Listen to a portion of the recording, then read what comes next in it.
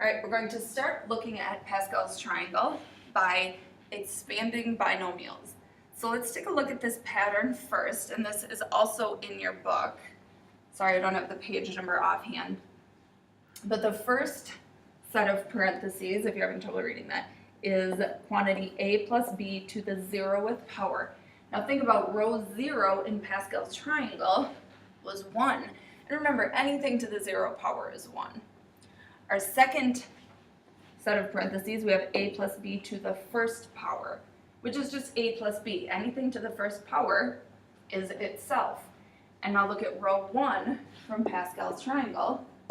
The coefficients of a and b match Pascal's triangle. Then we've got a plus b squared, or to the 2nd power, which is a squared plus 2ab plus b squared. Now let's look at row 2 in Pascal's triangle. The coefficients 1, 2, and 1 match the terms in the 2nd row of Pascal's triangle. So what we're going to do when we learn how to expand binomials is the coefficients for those come from Pascal's triangle.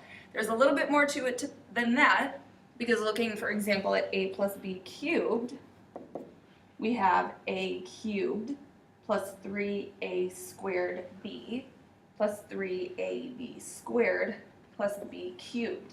So we need to know where those variable terms come from as well. But we've got a head start with those coefficients from Pascal's triangle. There's 2 different ways to organize your work for this as well, and I will show you both of them. The first way is just kind of writing everything down all together, starting with the coefficients.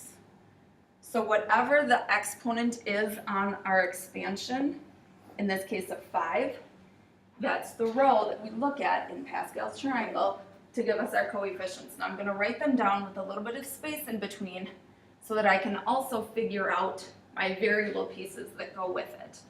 So we've got 1, 5, 10, and 10, 5, 1. Now these are parts of each term that we're going to be either adding or subtracting together. And we'll see what the final piece looks like once we throw everything on.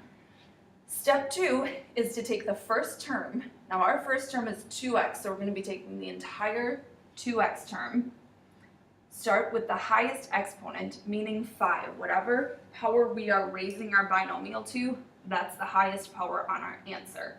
And then we'll decrease as we go throughout the terms. So here's what that looks like. 1, our first coefficient, times 2x to the 5th power. 5, our second term, times 2x to the 4th power. So the powers are decreasing on each of our terms.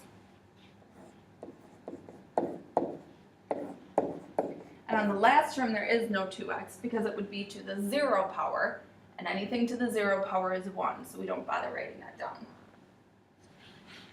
The last piece before we simplify is that we take the second term, we start with the highest power at the end and work our way backwards towards the beginning. So we've got a negative y. There's a couple of different ways to do this. I think I'm going to stick with the negative y to the 5th power, and then I'm working backwards, and the power decreases.